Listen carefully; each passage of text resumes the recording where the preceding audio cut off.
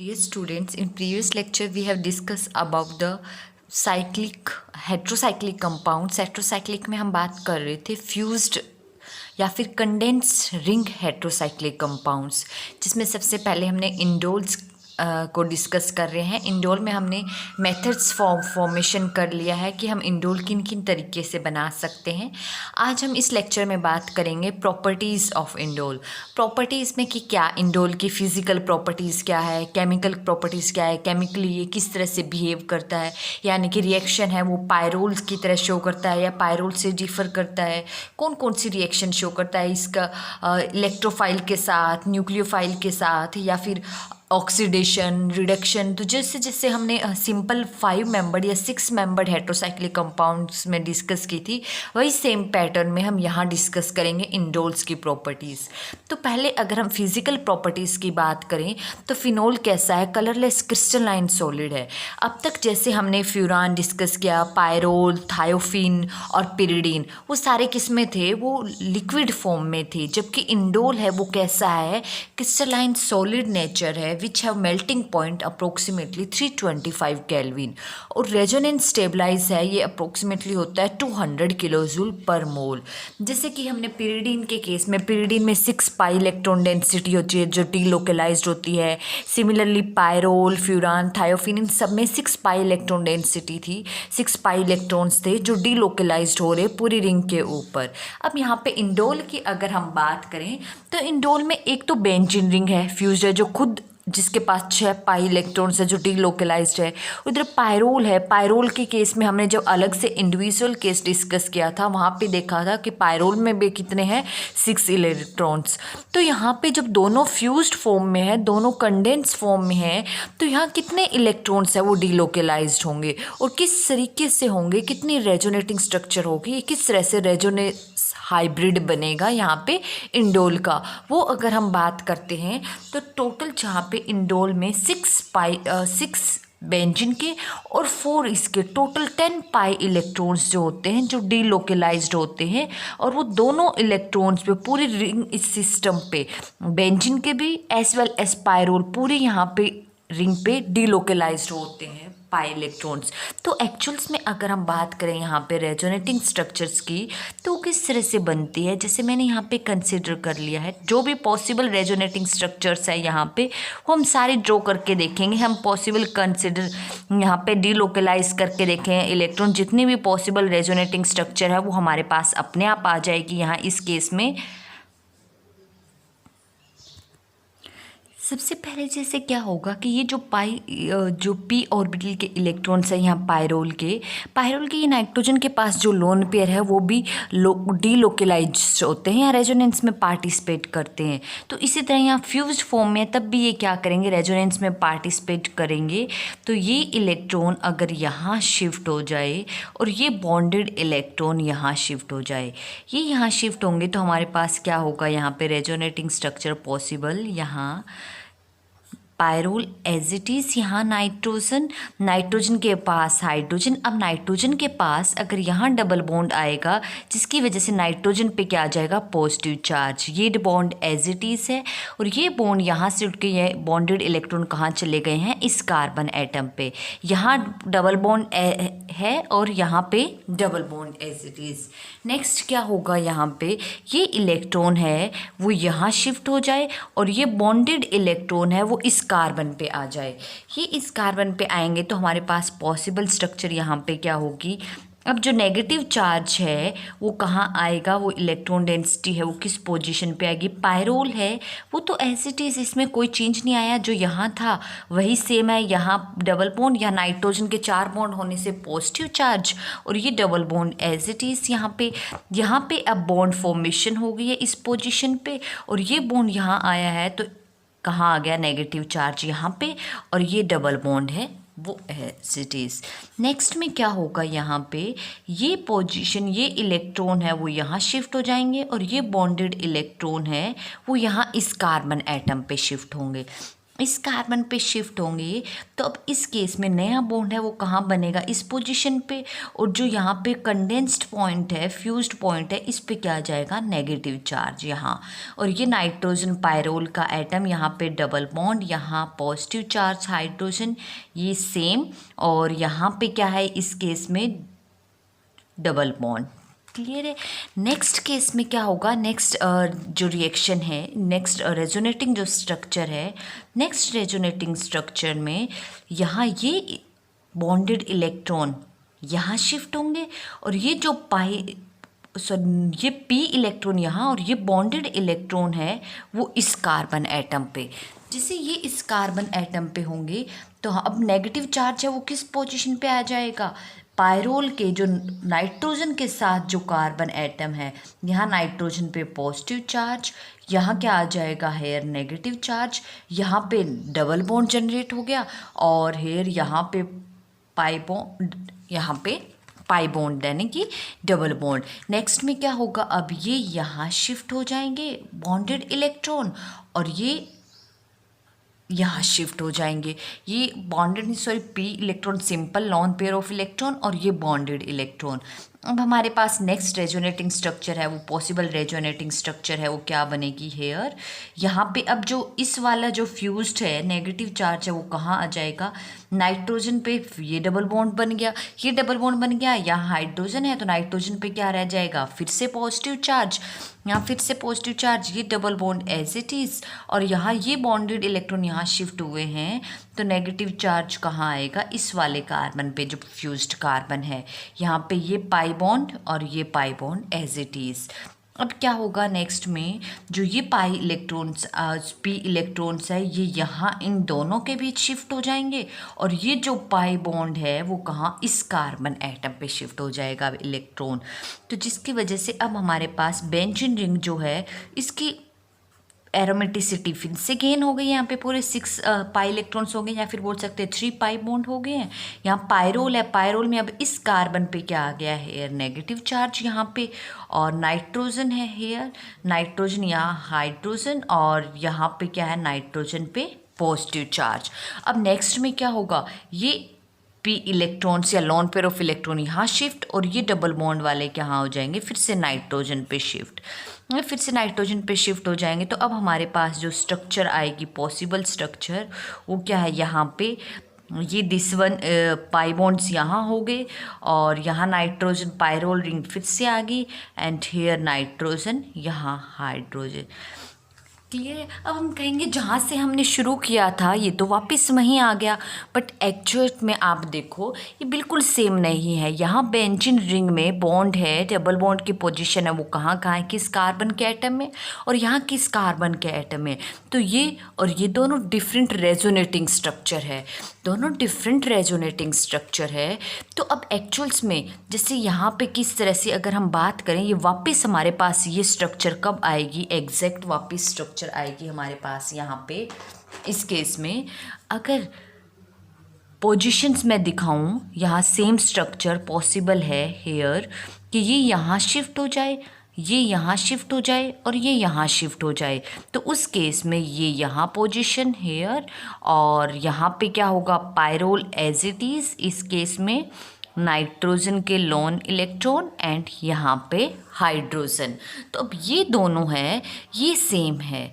अब जैसे कि हमने यहाँ इस स्ट्रक्चर में जो बॉन्ड इलेक्ट्रॉन दिखाए थे वो इस साइड डायरेक्शन में दिखाए थे।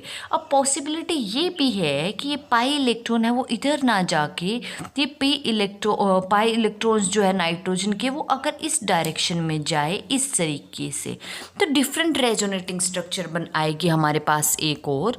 उस डिफरेंट रेजोनेटिंग स्ट्रक्चर में पॉसिबिलिटी यहाँ पे क्या है, अगर हम बनाएं, यहाँ बनाते हैं, इसको नीचे ड्रॉ करते हैं, तो बेंजीन रिंग हेयर है वो एज इट इज़ यहाँ पे इस पोजीशन में, और यहाँ पे क्या है नाइट्रोजन,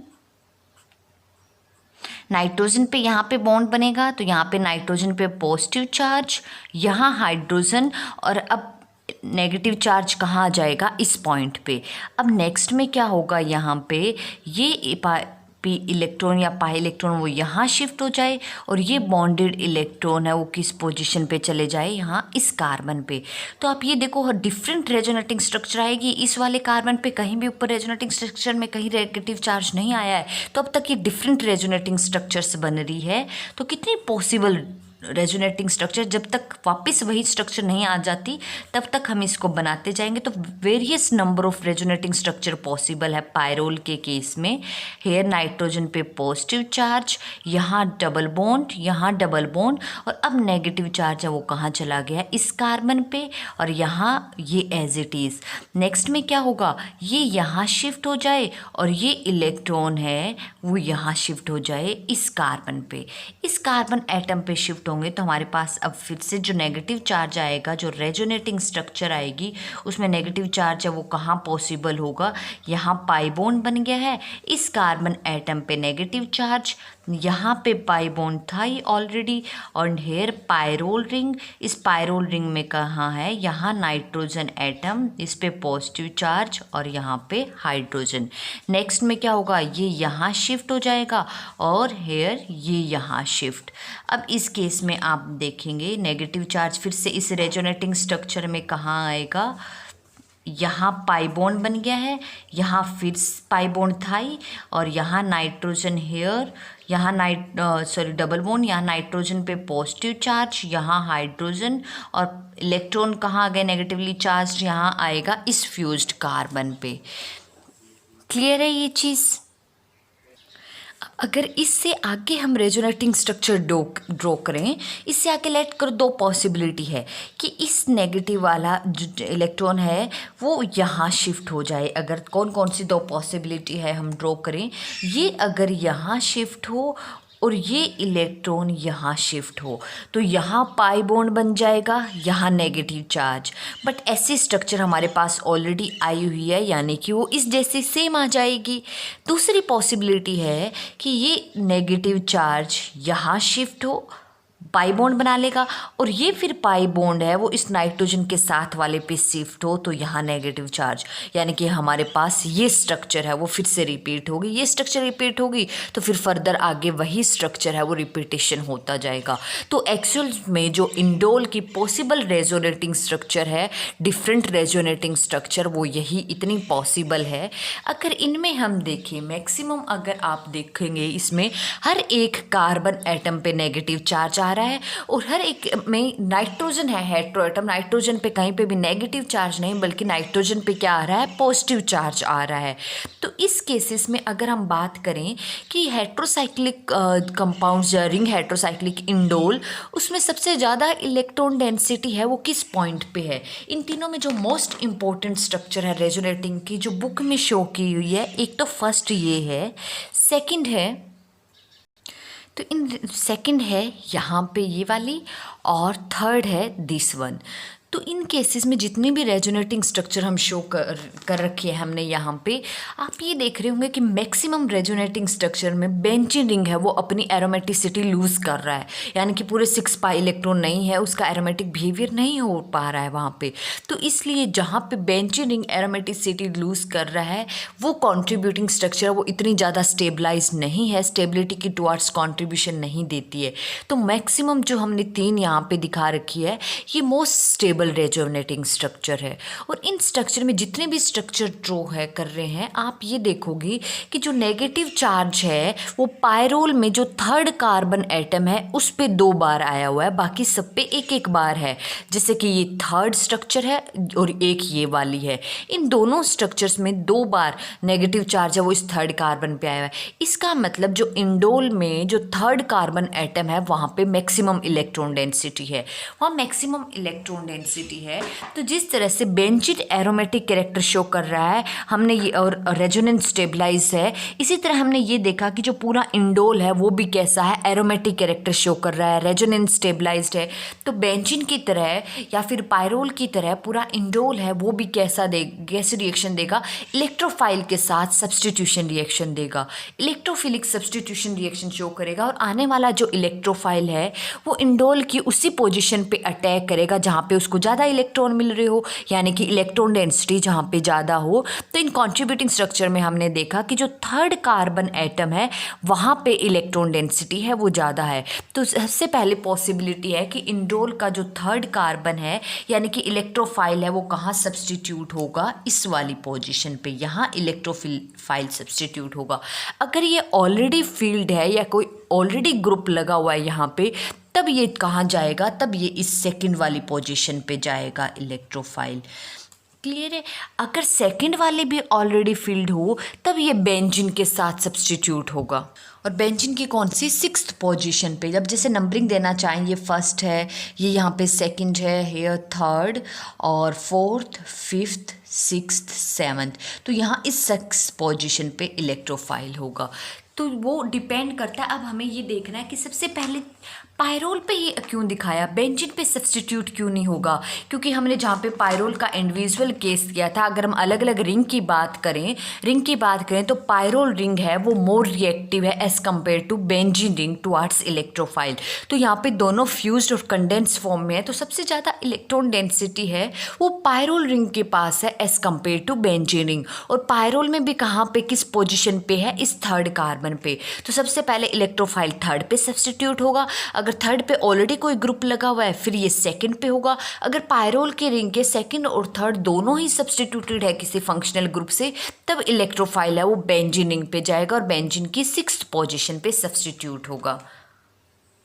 अब अगर हम मैकेनिज्म की बात करें कि मैकेनिज्म क्या होगा, यानी कि इलेक्ट्रोफाइल है वो किस तरह से अटैक करेगा इंडोल में, तो वही same 3 step electrophilic substitution reaction के। First generation of electrophile, second attack of electrophile या फिर हम कह सकते हैं formation of carbocation, and third है removal of proton to yield the final product. तो इलेक्ट्रोफाइल का जनरेशन सबसे पहले कोई भी जब हम इलेक्ट्रोफिलिक रिएजेंट ले रहे हैं, ईजेड लेट कर लिया, उससे क्या होगा, इलेक्ट्रोफाइल का जनरेशन होगा। एक बार इलेक्ट्रोफाइल का जनरेशन हो गया किसी रिएक्शन कंडीशन में, तो वहाँ फिर नेक्स्ट स्टेप में क्या होगा, इलेक्ट्रोफाइल अटैक करेगा न्यूक्लियोफिलिक सब्सटेंस पे। और हमारे पास यहाँ पे न्यूक्लियोफिलिक पार्ट है वो क्या है, इंडोल है। इस केस में हमने अभी देखा कि इंडोल है तो यहाँ पे कौन सा पार्ट है वो अटैक करेगा, पायरोल रिंग है वो अटैक करेगी इंडोल की। और कहाँ से, थर्ड पे अटैक होगा, थर्ड पोजिशन पे।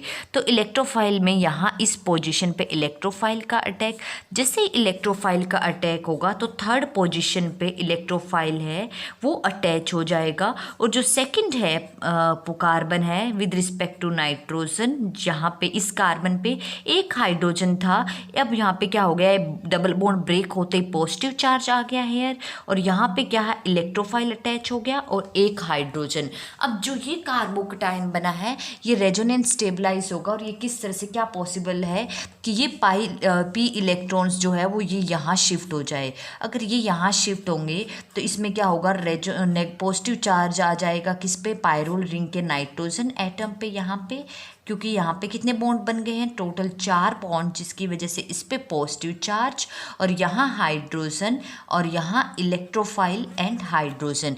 तो ये जो कार्बोकेटाइन बना है ये रेजोनेंस स्टेबलाइज्ड है। नेक्स्ट स्टेप में क्या होगा, यहाँ से प्रोटॉन का अब्स्ट्रैक्शन। प्रोटॉन का अब्स्ट्रैक्शन है वो किस पोजीशन से होगा, थर्ड स्टेप में हम देखते हैं। जैसे कि प्रोटॉन हमें क्या करना है, पायरोल जो है उसकी एरोमेटिसिटी फिर से गेन करनी है। तो पॉसिबल पोजीशन कहाँ है, जिस पोजीशन पे इलेक्ट्रोफाइल ने अटैक किया तो वहीं से ही प्रोटॉन का अब्स्ट्रैक्शन होगा। हमने कोई एक रेजोनेटिंग स्ट्रक्चर यहाँ से कंसिडर कर ली है, कार्बोकेटाइन, जैसे ये ले लिया यहाँ पे हाइड्रोजन, यहाँ positive charge and here electrophile और यहाँ पे क्या है, हाइड्रोजन। तो जो फर्स्ट स्टेप में जो न्यूक्लियोफिलिक पार्ट निकला है वही क्या करेगा, प्रोटॉन का अब्स्ट्रैक्शन, यहाँ से हाइड्रोजन ऐसे H पॉजिटिव अब्स्ट्रैक्ट कर लेगा और ये बॉन्डेड इलेक्ट्रॉन है वो कहाँ शिफ्ट हो जाएंगे, इन दोनों कार्बन के बीच में।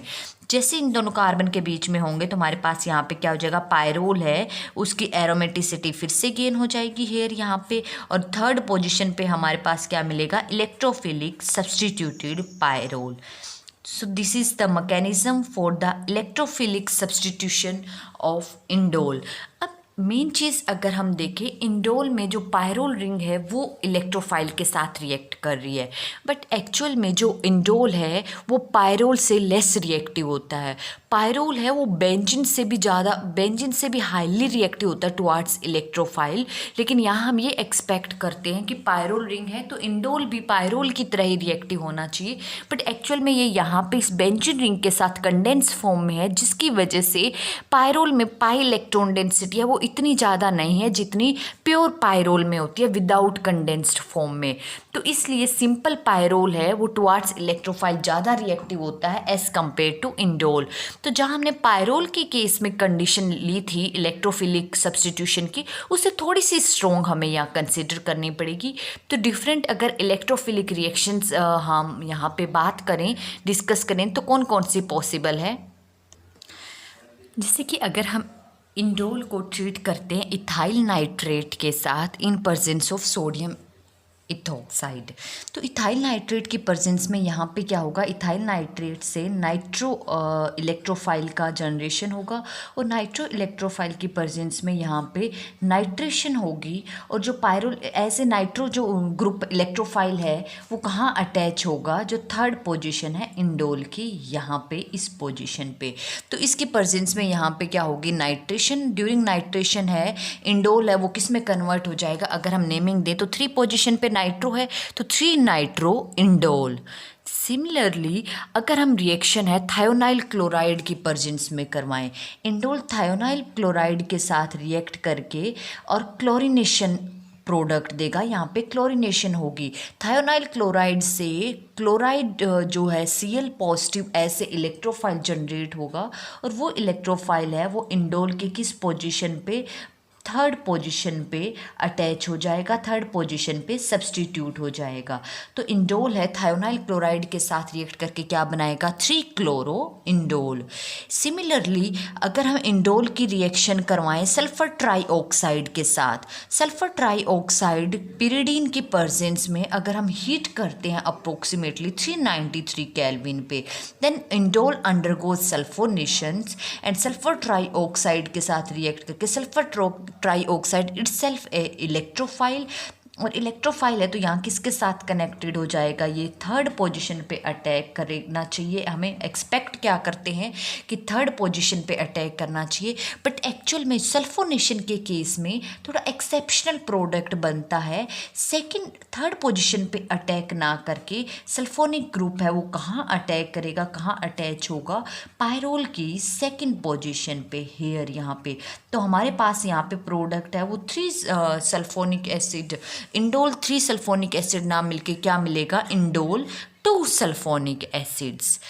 नेक्स्ट रिएक्शंस है, अगर हम रिएक्शन करवाएं हाइड्रोजन साइनाइड के साथ, हाइड्रोजन साइनाइड के साथ रिएक्शन एसिडिक कंडीशन में, कौन सी रिएक्शन है जो हमने बाकी सब में की है, यहाँ पे गेटरमैन रिएक्शन है। गेटरमैन के केस में कौन सा ग्रुप कनेक्ट होता है, एल्डिहाइड ग्रुप।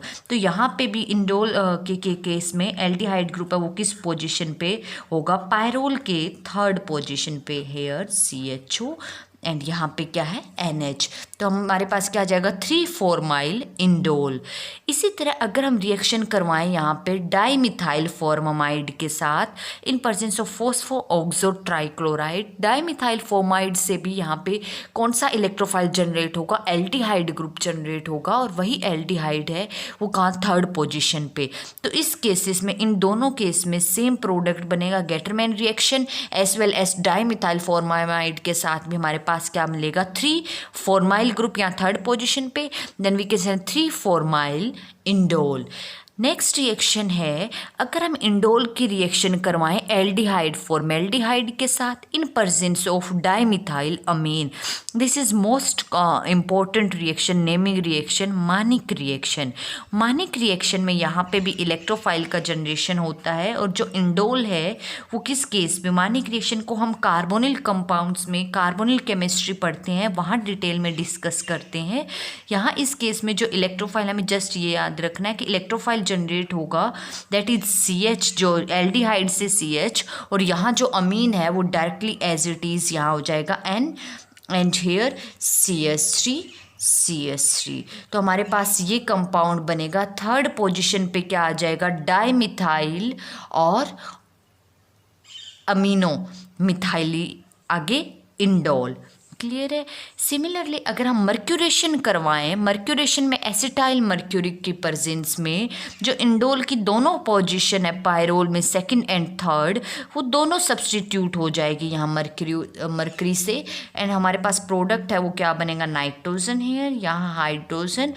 इस पोजीशन पे mercury group here HgO, double bond OCH3। Similarly यहाँ इस पोजीशन पे भी मर्करी ग्रुप आ जाएगा, C डबल बॉन्ड OCH3। तो हमारे पास यहाँ पे क्या कंपाउंड हो गया, 2 और 3 दोनों पे क्या हो गया है, डाई एसिटोक्सी मर्क्यूरी, और ये पूरा कंपाउंड क्या है, indole. So that is 2,3 di acetoxy mercury indoles. तो ये पॉसिबल इलेक्ट्रोफिलिक रिएक्शंस है, इलेक्ट्रोफिलिक सब्स्टिट्यूशन रिएक्शन इंडोल में।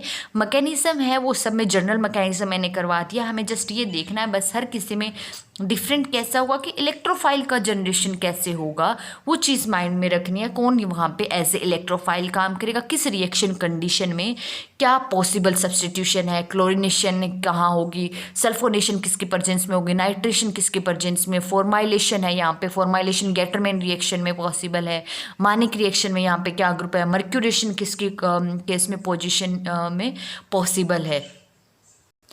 नेक्स्ट है रिडक्शन ऑफ इंडोल।